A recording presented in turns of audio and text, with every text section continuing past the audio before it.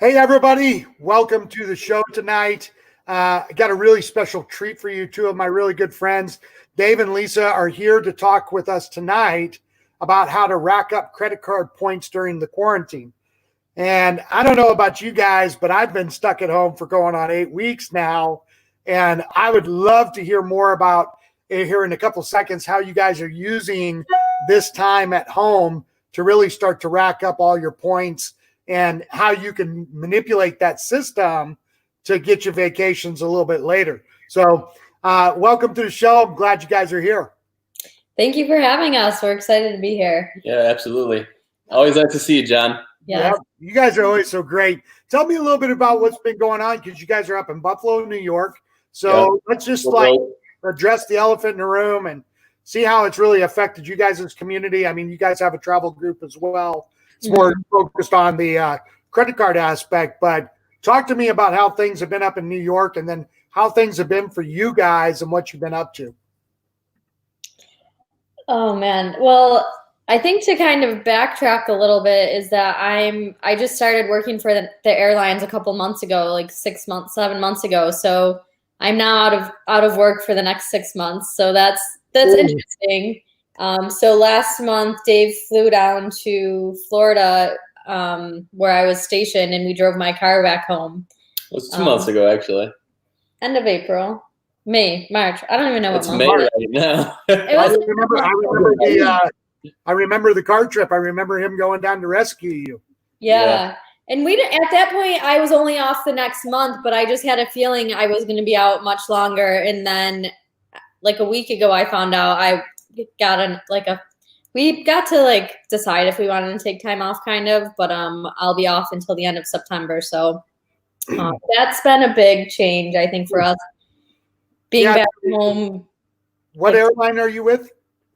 I'd rather not say. Okay. No problem. A domestic one. Yeah, it's a local airline. But besides that, I would say, travel, we haven't traveled at all since that trip, really. It's just really crazy seeing how many flights are grounding, and I don't know. It's really a crazy time. I got a crazy story for you. And as somebody that works in the industry, you'll be like horrified. So I have a friend that's actually been stranded in Barbados since March 13th. Wow. And they just canceled their flights again. And now they won't get out of Barbados until the middle of June. Wow. And one place to be stranded, huh? Yeah, I mean, it's not a horrible place to be stranded, right? Barbados. Yeah. But the airline is not comping their stay. The airline has not helped them with accommodations. And I'm just like, So when did that seems early too, because March 13th is right around when things were shutting down. And so I was still flying in March. I flew, and my airline flies international, like South America, not to Europe. So that could be a big giveaway, I guess. But I flew we were flying last flights out of country. So I think the next day I flew a flight to Costa Rica, and then the next day was the last flight out of Costa Rica. And then the next trip I had was the last flight out of Bogota, Colombia. So it was really sad. And there was there was 7 to 10 people on some of these flights. And it's very weird to see that. And yeah. So let me ask you this, because you're an insider. What have you heard concerning the kind of recovery? How long are we looking at before flights kind of return to normal as far as scheduling? Anything that you could say, maybe not even returning to normal, but kind of when things are going to settle down? I don't think anybody really knows. Even in the airline industry, they're all saying, this is worse than the impact that 9/11 had, because that was a pretty big deal. But airline, they kind of resumed pretty quickly. But this is something that's already I think, been longer than what the rebound was for that. And there's hundreds and hundreds of airplanes that are grounded. You could Google it probably, but you see pictures of airplanes just grounded in Arizona and Atlanta, and just these on airport. Really, there's runways they're grounded on, and I think that everyone's kind of hoping, in the fall that it's going to start rebounding. I mean, I know my airline is actually stopping service to a lot of cities that they were approved by the DOT that originally, because they took the COVID stimulus package for airlines, they weren't supposed to be able to drop any hub cities. But I don't really know the details of what the agreements are, but I know I just got an email the other day that they were dropping like 16 cities or something. But I think they somehow are creating an agreement with other airlines. So if people still need to fly those routes, I don't know the details of it. So I don't know if they could book through my airline and still fly. Like, I don't really understand how it goes, but I think it's based on the federal government and if the money that they took and furloughing. It's not. I think it is. It's, yeah. I don't know. I think it is. I'm pretty sure. No, right. We just got an email yesterday that they're stopping. Yeah. Well, I also, like, United said they're laying off 30,000 people October 1st. I think American said the same thing. All the airlines, it seems like the fall is when everybody's being let go from the industry. So yeah, I would imagine they're not anticipating things. I don't remember which CEO it was. So I have a subscription to Skiff, which is really investigative journalism specific to the travel industry. And this CEO was saying that there was not going to be a rebound until Disney steps forward and basically says, we're going to open on these dates. And he drew a connection between both the airlines and the hotel industry and California and Florida as the two major hubs, and how without those two major hubs, there's like whatever percentage he said of a decrease in travel. And so there's not going to be a recovery until that happens. And Disney's been floating that they're not opening until next year. They haven't come out and said that that's for sure, but that's what they're considering. So yeah, I saw Shanghai Disney just opened, or they are working towards being fully open now, which is interesting. But also you have the cruise industry too, and Carnival announcing that they're going to try to start cruising August 1st. Like, that may play a role in this whole thing. Yeah, so I don't know that I'm a pretty risk person. Like, I don't mind risk, and I'm not sure I would do China's Disney park. yeah, I'm pretty risque too. We were supposed to be in Peru a couple weeks ago for a really big trip that we had travel hacked, quote unquote. We used points and miles, and we saved up and kind of maximized a bunch of bonuses to subsidize the cost of staying at this hotel that's literally attached to a cliff. It's called the Sky Lodge. Yeah. I've seen it. Yeah, so we were supposed to stay there, and then we were going to hike Machu Picchu overnight and do a couple-day trek. And then we had a bunch of points and miles saved up for this Marriott. It's a really special place. It's called the Tambo del Inca down in Cusco.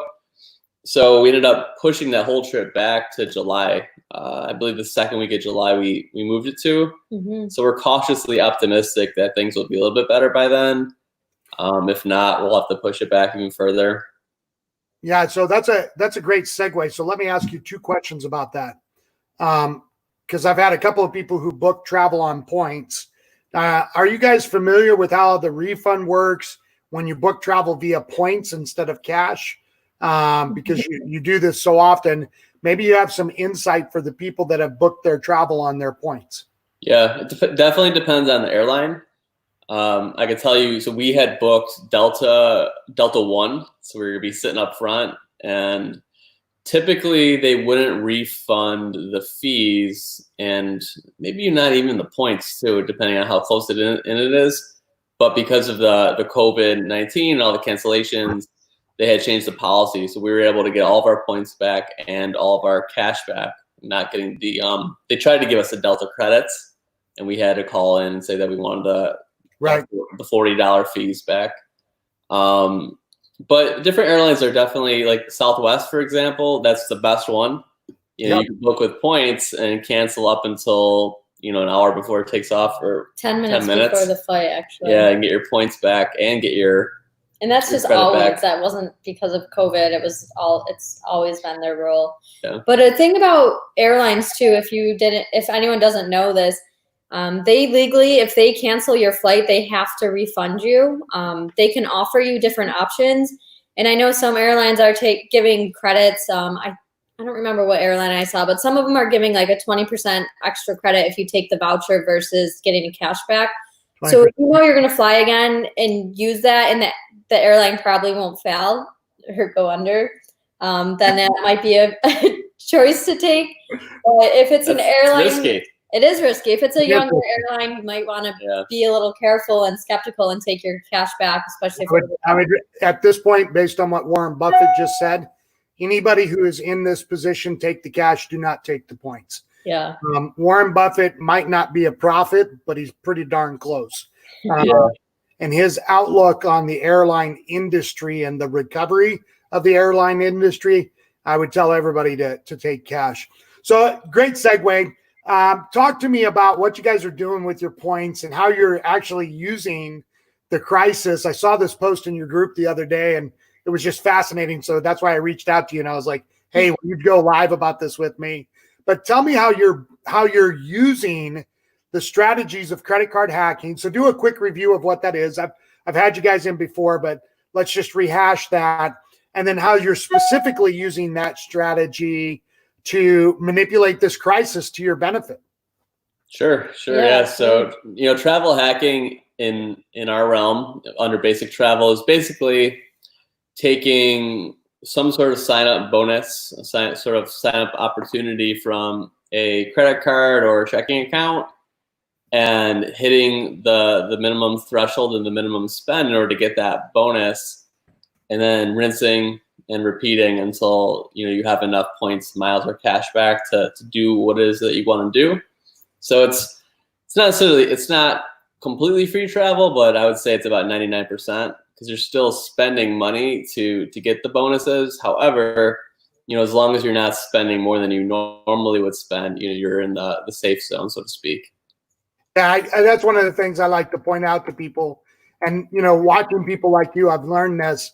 That the only thing you're putting on these cards is your mandatory spending, your monthly reoccurring bills, not discretionary spending, because that's how you get in trouble. So your utility bill, your grocery bill, your whatever, right? You're not going out and buying a Lambo and putting it on the American. Definitely not. No. I wish I could buy a Lambo. Would not do well here in Buffalo. No. It's been snowing still. Oh man. Nope. Yeah, it's crazy. Yeah.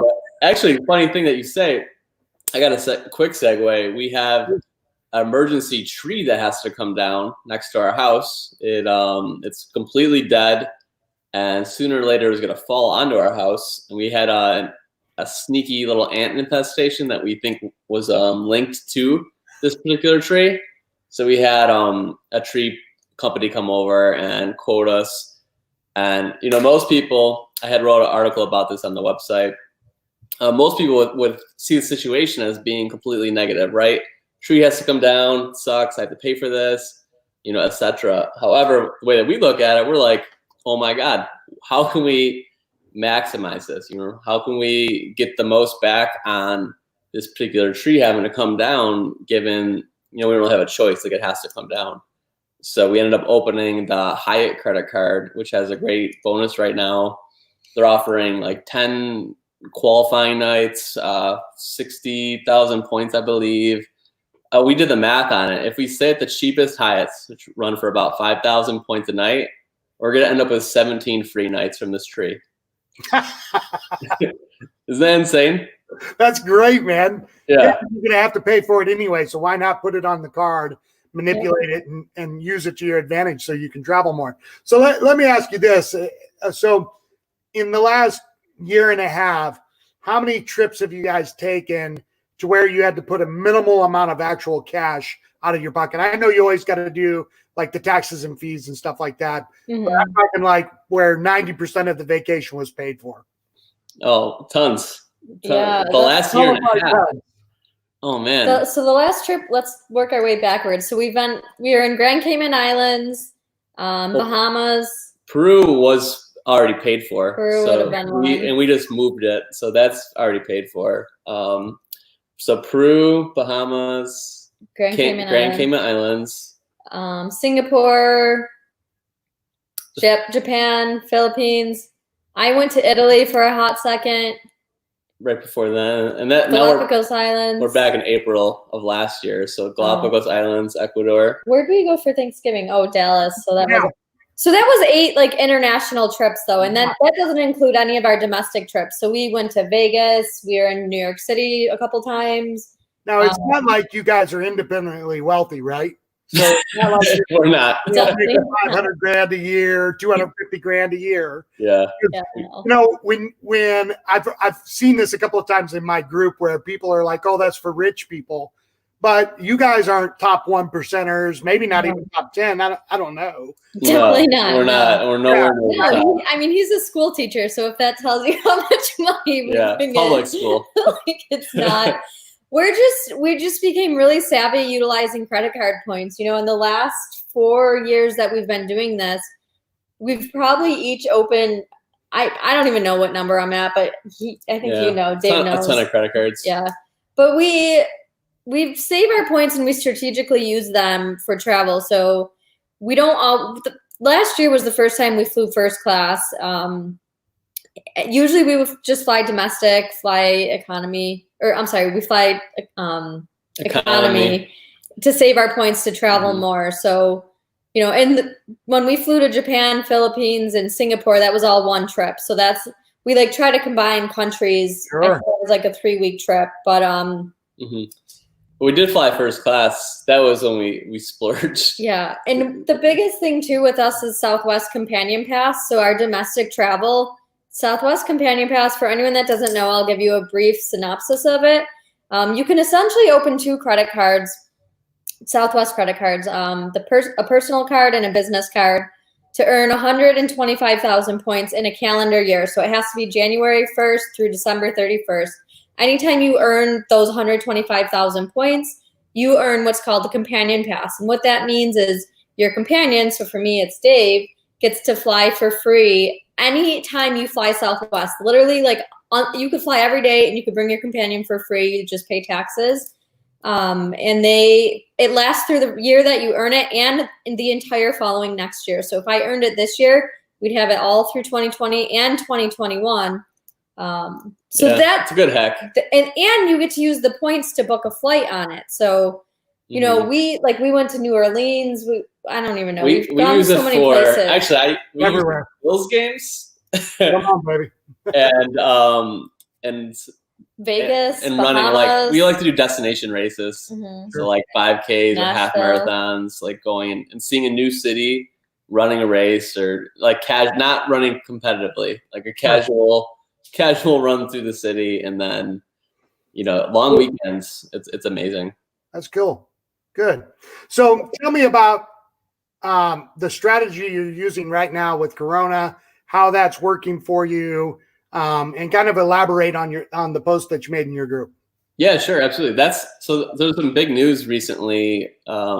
Essentially, a lot of the banks are recognizing that people are not spending as much money on travel and just in general. So most of the banks, specifically Chase and Amex, the bigger ones, they had gone in essentially like created these bonus categories for grocery spends. And the big ones are the 5X ones. So 5X points or 5% cash back, whatever it is that you prefer. We're just kind of going through each one of these strategically and maxing them out. And so much so that if you're really creative, you can pretty much pay for anything via groceries. Yep. So an example of that, Walmart. Yeah. So yeah, pretty much anything you can think of. So there's a grocery store called Tops that's near us. They actually, this is kind of a deeper hack, but you can go in, and I have a coffee addiction to this place called Tim Hortons. I don't know if you've heard of Tim Hortons. It's a pretty popular coffee chain out here in Western New York. But so anyways, I go to the grocery store. I know that I have to spend $1,500 to max out the 5% cash back or the 5X points. So I buy a Tim Hortons gift card, at the grocery store for $50. I'm sure that will last me quite a long time. I just got 5% cash back on that, 5x points. I buy a gas card, so I'm going to have to fill up at some point. Right. 5x cash back, 5 points for that. Obviously, I buy all my groceries. And then if I want to get really crazy, I could buy gift cards for all sorts of things. Pretty much anything I could think of at the grocery store. So it's kind of like a loop that you can do to really stretch your spending. So that every, to meet those categories, you don't have to necessarily shop at that place. You can kind of think outside the box. Right. That's cool. So, I'm always just an inquisitive person. So how many points have you guys racked up through the lockdown? Oh, through the lockdown? I actually opened like 4 credit cards. So you guys are my favorite people, man. I think Lisa opened 2. I have, oh my God. I opened a $500 cashback card, a 50,000 point card. It's worth $500-ish. Open a 3% cash back, 0% APR for 12 months, kind of as like a safety card if I need it. Depending on what was happening with our expenses, I figured that was a good place I could buy things and protect myself. What's my 4th card opened? And I opened another one, and then plus the bonus categories for all these groceries. So I've already been racking them up. I think I've already earned 15 or 20,000 ultimate rewards points, that's equals $200 right there. Yeah, because on average it's what, a cent or a cent a point. A cent a point. Right? Yeah, well that's minimum. But then if I choose to use those through the travel portal, I get an extra 50%. So so it ends up being $200 is exactly. So I'm trying to think. I know I opened a business card with Chase, so that was 80,000 points, and then I got the you got the 50 from the Ink Unlimited. Oh yeah, I keep thinking it's 80. It's 50 from the Ink. Yeah. Chase Ink card, and then how much was Hyatt? Another 50. That was 17 free nights. Well, yeah, but it was still points technically. 60. But yeah, so lots of points and miles. Hundreds of thousands, we'll see. Yeah. Plus, and then cash back too. So we also talk about checking account bonuses, and a really, really awesome one came out today. All you have to do is deposit $1,200 into a PenFed credit union account. Leave $500. You can withdraw $700. Leave $500 in there for 120 days or up to 120 days. They're going to give you $200. And you have to make 5 debit transactions, which really easy to do. You can go buy 5 packs of gum, 5 $1 increment charges on Amazon. Like, it's really easy. 5 meters. Yeah, it's really easy to make those 5 debit transactions.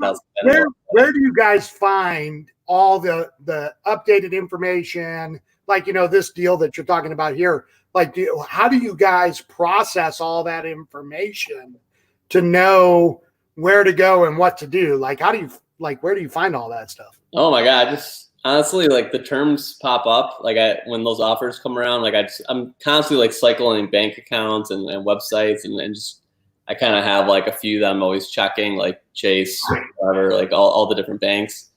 And that particular deal, I don't even know where the heck that one popped up on me. I think somebody posted in my group maybe.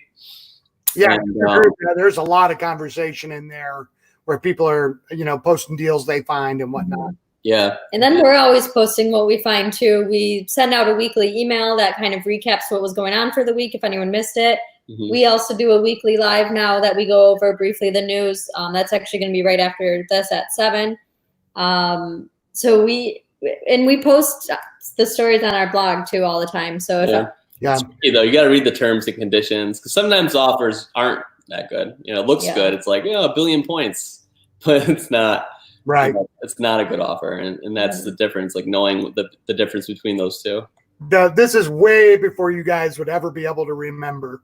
So because you're too young, but there was a guy who was got free flights for life through American for buying like pizza or something like that. Yogurt. Yogurt. Yeah. It Yogurt. was the yogurt. I know exactly what you're talking about. I read that story. It was insane. And it was insane. I saw the cheese guy, the yogurt guy. I love those stories. They're like inspiring. Those are inspiring stories. Right? Well, one of the things I love about you two is you're down to earth. I won't mention this other guy's name, but he's like a big internet scam marketer. And he had this guy pull out a stack of like 200 credit cards, and like it's just not relatable. I doubt it's even true. But you guys are just average people, just like me, just like everybody in my group, and you figured out how to make travel, which is your drug addiction, like mine, to where it doesn't cost you an arm and a leg.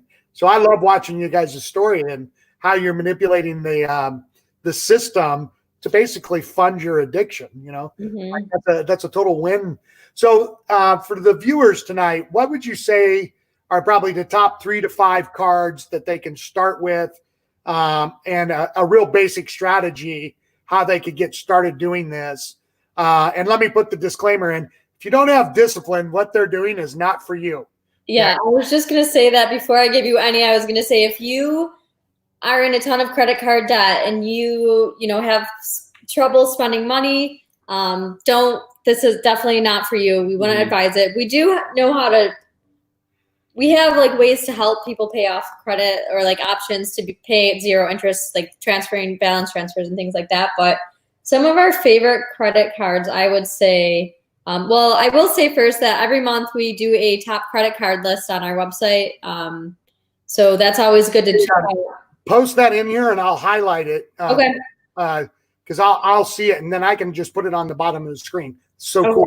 Can you type it on yours? Yeah. Dave's gonna post it in there. But so that it kind of changes all the time. But for the most part, there's a lot of cards that are the same. And Chase really tend to be our favorite cards because the points are so versatile. Like there's different types of credit card points, I guess. So you have your like specific branded ones, like an airline, like American Airlines credit card that can specifically usually only be used for American airline flights.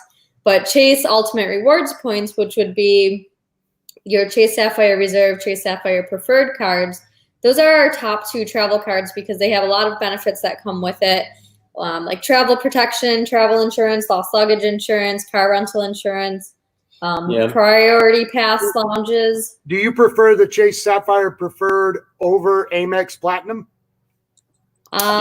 Yeah, we do. Yeah, I'm a Chase guy. In the biggest bonuses are so good, and Amex is great for lots of things. I have plenty of Amex cards, but they make it difficult to use credits, and they just have a lot more hoops you have to jump through. Like and it requires more work.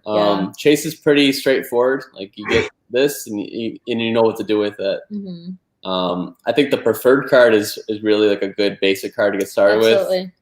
It only has a $95 annual fee. It's not too scary, and the reserve is a $550 annual fee now, which that's scary for a lot of people, and it was scary for me too when I first heard that. At one point, Chase was doing where veterans, and because I have a lot of military affiliations and connections in the group, but at one point Chase was doing veterans and military didn't have to pay the yearly. Did they cancel that, or is that still happening? That's still happening. That's still happening, yeah. Yeah, no, that's definitely still happening. Yeah, good. Amex, I think, does it too, don't they? Yeah. Amex does it too. Amex is active duty only. Okay. Sometimes, like if you're really good at talking to them, they'll let you slide. But because I have a few friends that have the Amex that they get it for free as a disabled veteran, but they have to kind of like argue with them every year. So I don't know. So it's kind of but I know that Chase had it for both at one point. So. Yeah, as far as I know, unless it changed, they definitely still have it. I have a friend who's active duty in Japan right now, and he had just applied for a bunch of those cards because of that. So, so you would suggest starting with Chase? Yeah, and there's so much really involved in it. if you want to get to a high level, like two reasons to start with Chase. The first reason is because I think it's really easy and straightforward. They have some of the best bonuses. And then the second reason is because they also have the tightest rules. That they have a rule, it's called the 524. And essentially, if you have opened more than five or more cards from any bank, any Macy's, Sears, anywhere, more than 5 cards in 24 months, you are not eligible for any Chase cards. So, they have that rule in place to stop people from doing exactly what we're talking about doing. So you've got to play by the rules. And if you want to play this game, so we choose to live inside those lines. And, I think that it definitely has benefited us quite a bit. Yeah, I heard a guy talk about exactly what you're saying here.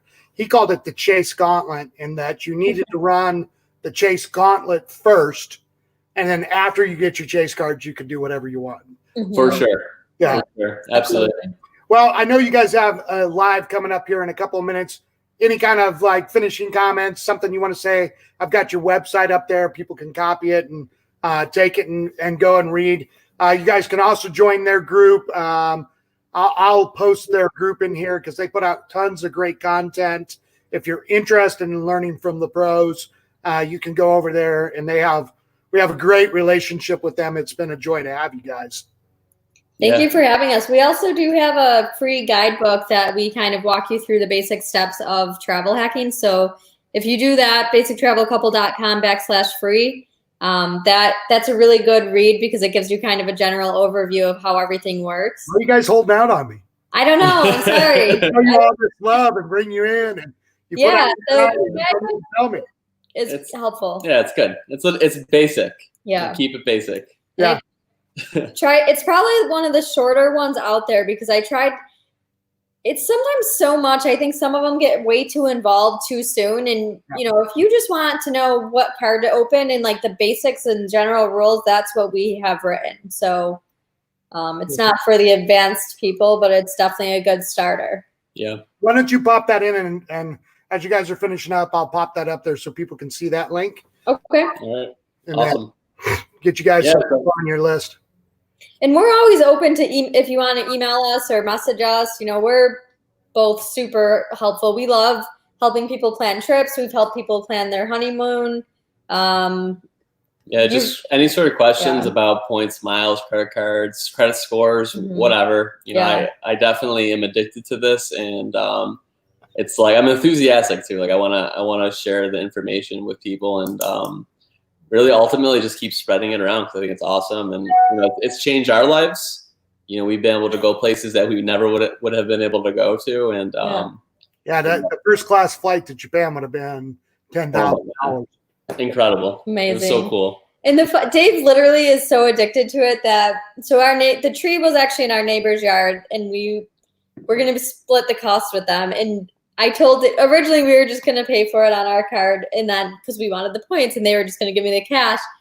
Well, then, I don't know, they changed their mind, and Dave was like, this is great news. You can tell them all about credit cards. And I'm like, I'm not telling this 90-year-old woman to open a credit card. They might want to go on trips, too. I want to be traveling at 90. She's not traveling anywhere. Yeah. Maybe her daughter will. I don't know. Somebody. Well, great. Thank you guys so much for your time. Hopefully, you guys will continue to ask them questions because he's in the group, she's in the group. They'll see the comments as you guys ask questions. So don't feel like because the live's over that you can't ask them questions. Absolutely. Definitely. Absolutely. You guys around. Thank you so much. Thank you for having us. Live and travel. See you later. Bye, guys.